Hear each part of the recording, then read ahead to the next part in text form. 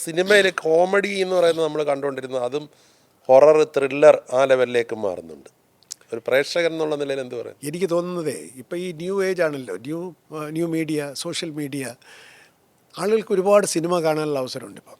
അപ്പോൾ മലയാള സിനിമ ഇതിനോട് പ്രതികരിച്ചിരിക്കുന്നത് വളരെ വ്യത്യസ്തമായ രീതിയിലാണ്. പ്രമേയ വൈവിധ്യം മാത്രമല്ല, ഇതുവരെ നമ്മൾ ചെയ്യാൻ മടിച്ചിരുന്ന കാര്യങ്ങളൊക്കെ അങ്ങ് ചെയ്യാൻ സ്വാതന്ത്ര്യം കിട്ടിയ ഒരവസ്ഥയിലാണ്.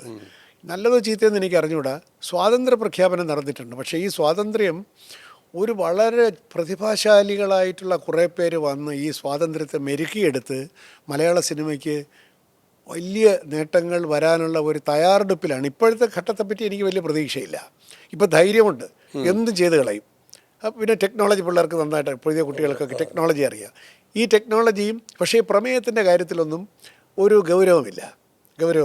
വളരെ സൂപ്പർഫിഷ്യലായിട്ടുള്ള ട്രീറ്റ്മെൻറ്റാണ്.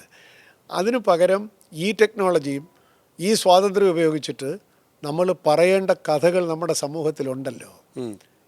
എനിക്കിപ്പം നമ്മുടെ മലയാള പുതിയ സിനിമയോടുള്ള ഒരു വിയോജിപ്പ് എന്താണെന്നറിയാമോ? എല്ലാം വളരെ സൂപ്പർഫിഷ്യലായിട്ട് കാണുക എന്നുള്ളതാണ്. ഒരു കോമഡി ലൈനിൽ കാണുക, സൂപ്പർഫിഷ്യലായിട്ട് കാണുക, ഡെപ്തിലേക്ക്, മനുഷ്യൻ്റെ വികാരങ്ങളുടെ ഡെപ്തിലേക്ക് പോകലല്ലേ കലയുടെ ജോലി. അതിനു പകരം സൂപ്പർഫിഷ്യലായിട്ടുള്ള എഫക്റ്റുകളിൽ മാത്രം നിൽക്കുന്ന ഒരു സിനിമയായി നമ്മൾ മാറി. എന്നാൽ അങ്ങനെയല്ല പല സിനിമകളും.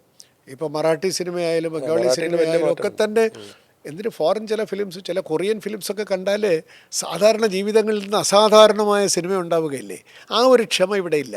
എഫക്റ്റുകളുടെ പിന്നാലെ പോകുന്ന ഒരു ശീലം, അത് കുട്ടികളെ പോലെയാണ്. കളി കോപ്പെടുത്ത ചെറു പൈതൽ പോലെ എന്ന് ആശാൻ പറഞ്ഞതുപോലെ ടെക്നോളജിക്കോട്ട് കിട്ടിയപ്പോൾ എടുത്ത് കളിയോട് കളിയാണ്. ടെക്നോളജി റെസ്പോൺസിബിളായിട്ട് ഉപയോഗിക്കുന്ന പ്രതിഭാശാലിയായ സംവിധായകർ വരുമ്പോൾ നമ്മുടെ ജീവിതത്തിലെ പൊരുത്തക്കേടുകളെ പറ്റിയുള്ള നല്ല നല്ല സിനിമകൾ വരും.